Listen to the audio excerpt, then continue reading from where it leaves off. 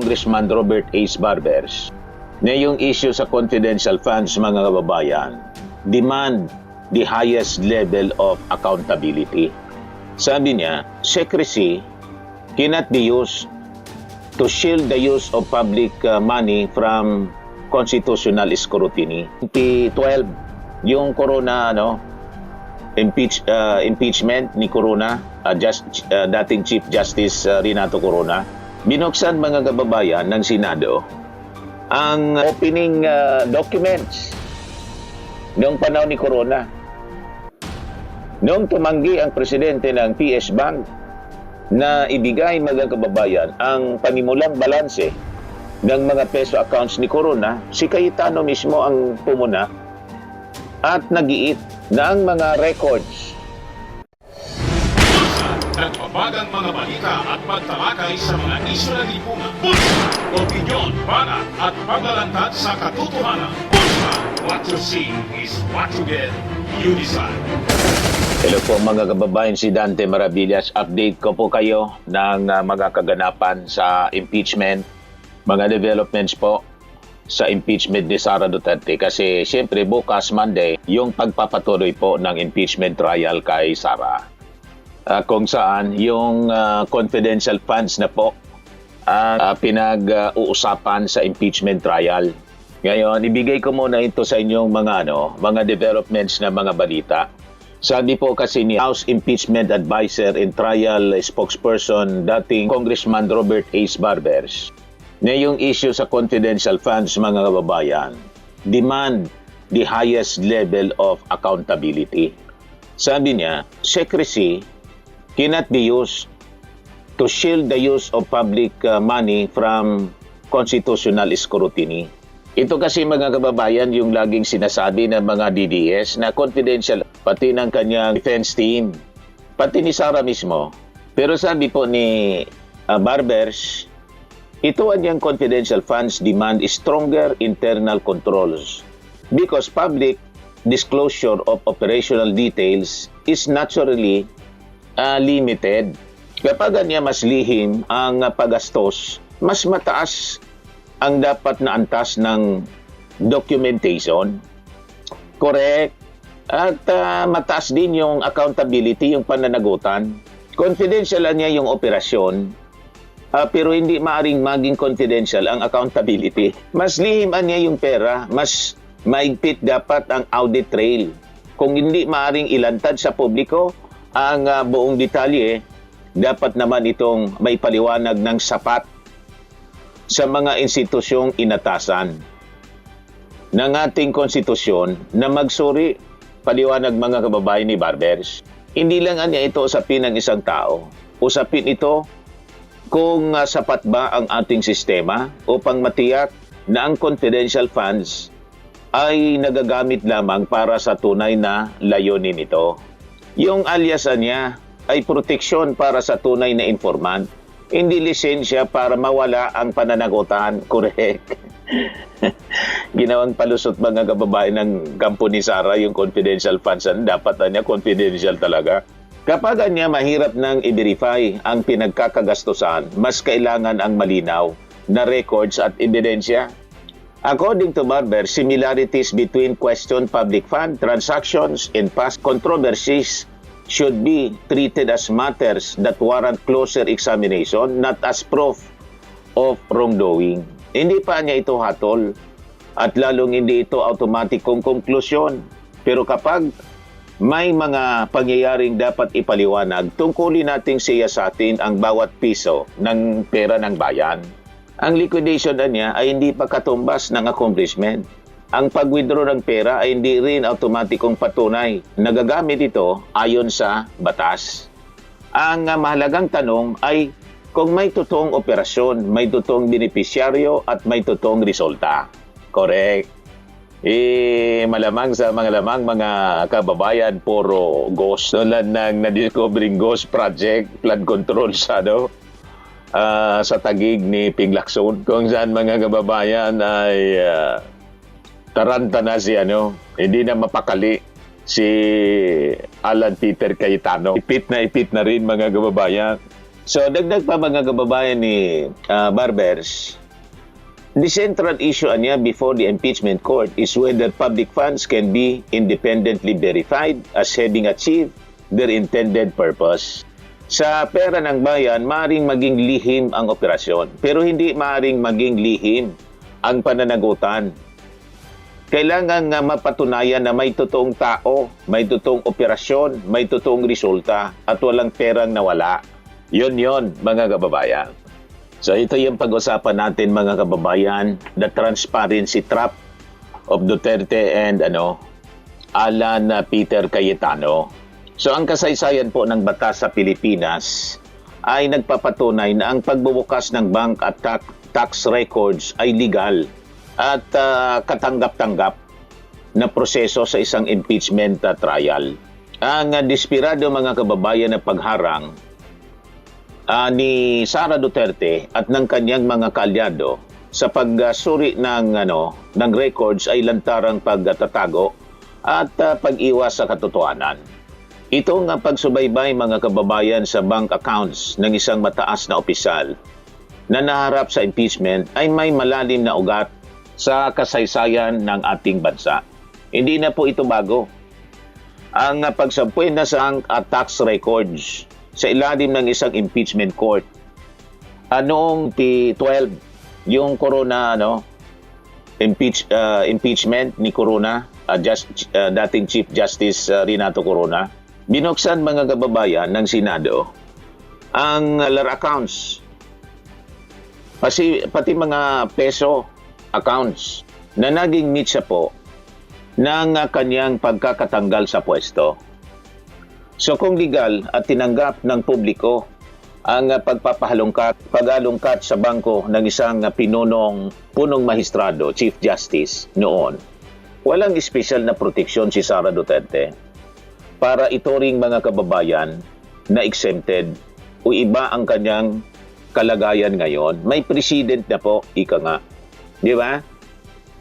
Ang Senado, kapag umupo bilang isang impeachment court, mga kababayan, ay may malawak na kapangyarihan sa ilalim po ng Section 21, Article 6 ng ating saligang batas. At sa sarili nitong mga patakaran na mag-issue ng subpena, duces tecum. So ayon, mga kababayan, sa jurisprudence o mga nakaraang desisyon sa kaso ni Corona, ang mga pampublikong opisyal na humaharap sa paglilitis ng impeachment ay hindi pwedeng magtago sa likod ng absolute privacy. Dahil ang accountability o pananagutan sa bayan ang mas mataas na prinsipyo sa ating konstitusyon. Ngayon, ang pamilyang Duterte at ang kanilang mga malapit na kaalyado ang nagrehistro, mga kababayan, sa kasaysayan bilang mga nagpanggap na pangunahing taga-sulong ng lantarang transparency sa pera ng gobyerno. Ngayon, doon tayo sa mga nakarang aksyon ni Digong. Noong panahon ng kampanya at administrasyon ni dating Pangulong Digong, naging tanyag ang kanyang mga hamon sa mga kalaban sa politika. If you still remember, paulit-ulit, mga kababayan, niyang sinabi, paulit-ulit siyang nag-alok na pampublikong bank waiver upang patunayan ng isang tapat na pinuno ay dapat handa na buksan ang kanyang mga bank accounts sa pagsisiyasat ng mamamayan. Kaya lang, puro lang palayon black, puro lang ablada, mga kababayan, puro lang daldal. Ngayon, noong 2012 Corona impeachment trial, si Senator Alan Peter Cayetano mismo ang pinaka-agresibong humukay sa bank secrecy sa pamamagitan ng dalawang matitinding hakbang. Humiling ng opening documents noong panahon ni Corona.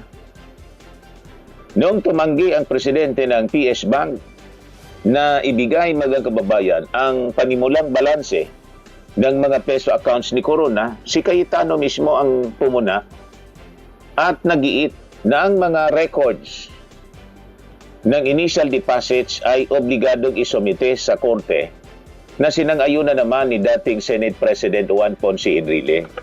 Kaya dapat i-remind nito, mga kababayan ng history, biglang nakalimot yata, nagkasakit ng kalimot, nagka-amnesia, itong si Alan Peter Cayetano.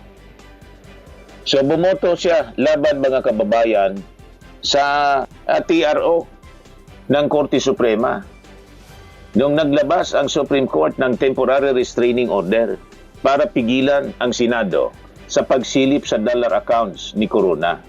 Isa siya noon, mga kababayan, sa mga senador na determinadong bumoto ng against o laban, mga kababayan, sa TRO o pag-ipilit na dapat pa ring buksan at kalkalin ang dollar account ng punong maestrado. So ano nangyari ngayon kay Alan Peter Cayetano? Ba't nagkaganon? Di ba?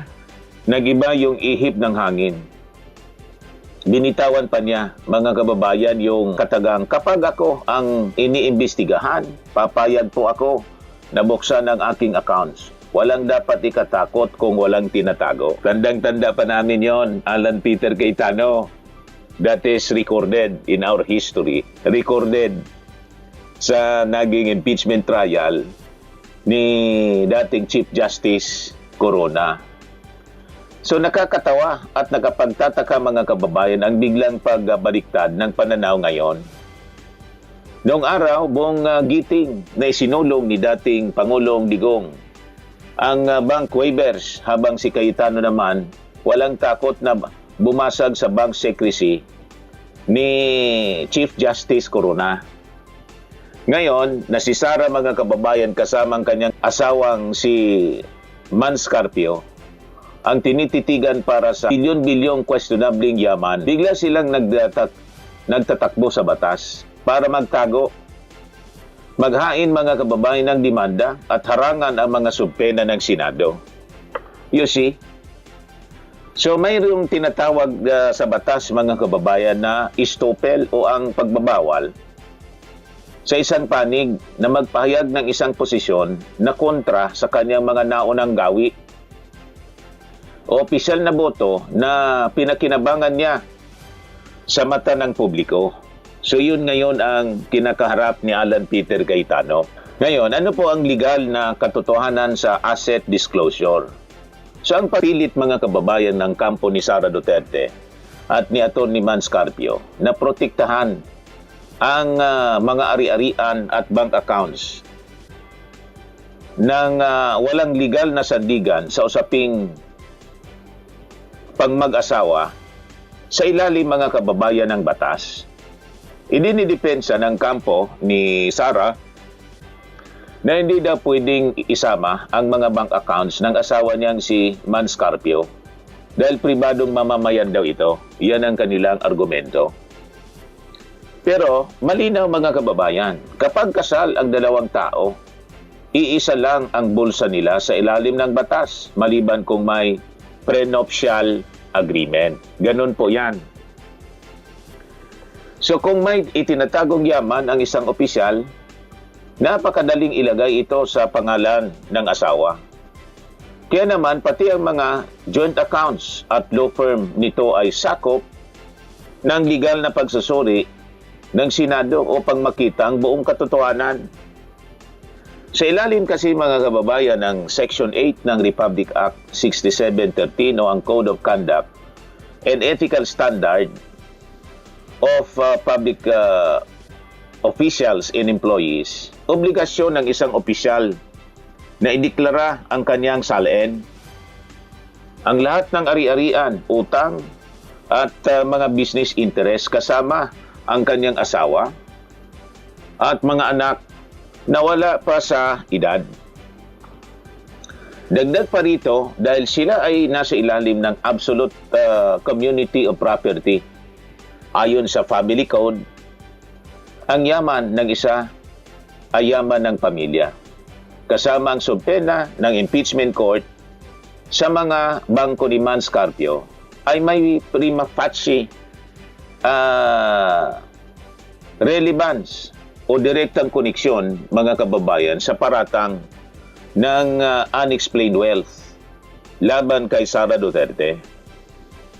Ngayon, ang pagkwestiyon ni Man sa AMLAC at saka BIR, ito yung sunod natin pag-usapan.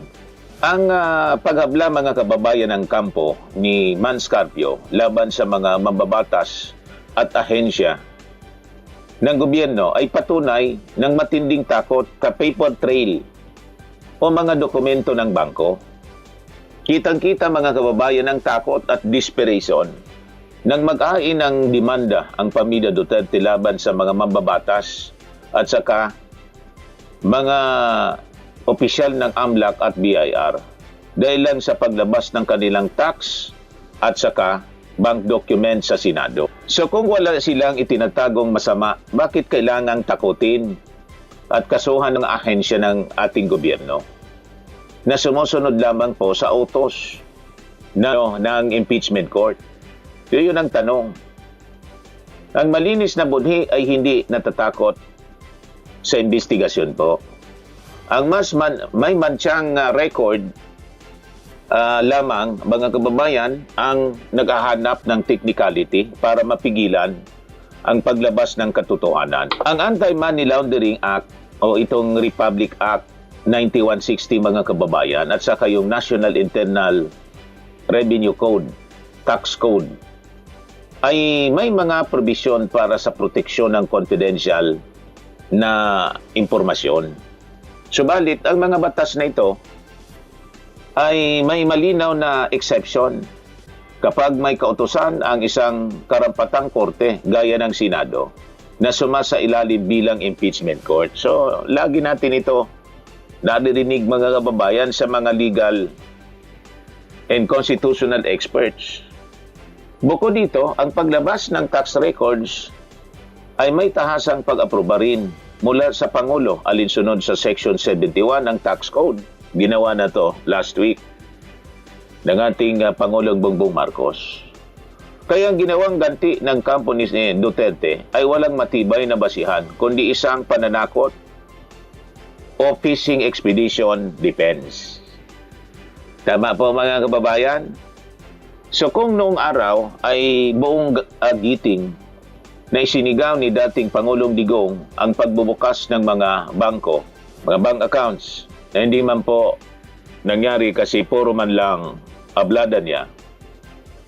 And in fact, muntikan na nang ipilit ni Trillanes, muntikan ng hampasin, batuhin ng microphone sa Quadcom hearing ni Digong si Trillanes mga kababayan. So ang pagbubukas ng mga bangko at si Alan Peter Cayetano naman mismo ang humiling na kalkalin ang accounts ni Corona sa pagsasabing walang dapat ikatakot kung walang itinatago. Ang kasalukuyang desperasyon nila ni Sara Duterte na i-block at harangan ang bank tax at AMLAC records ay isang malaking pag-amin na takot silang mahuli sa sarili nilang trap ng transparency.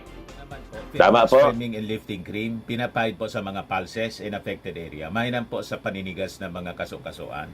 Ito naman po, Automax Radiant Serum. Sa mukha naman yung application, anti-aging po siya. You will look 10 years younger than your age. Sa mga cancer patients naman po, baka lang gusto ninyo itong itry. Neng siya red mixed fruit drink.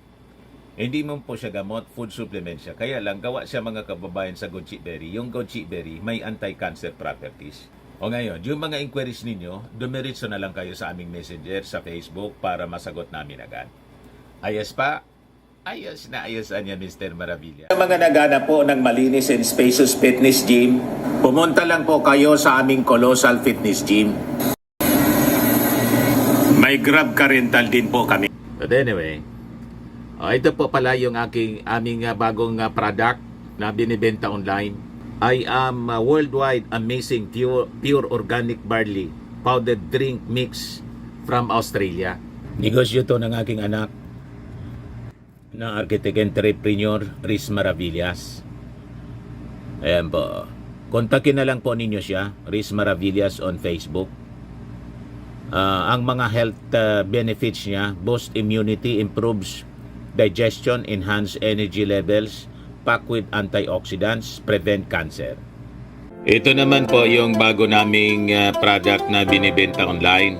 Eye Glow Serum, whitening po siya. Tingnan ninyo yung epekto sa aking anak na architect before and now. Yung mga inquiries po ninyo, dumiretso na lang kayo sa kanyang Facebook account, Riz Maravillas.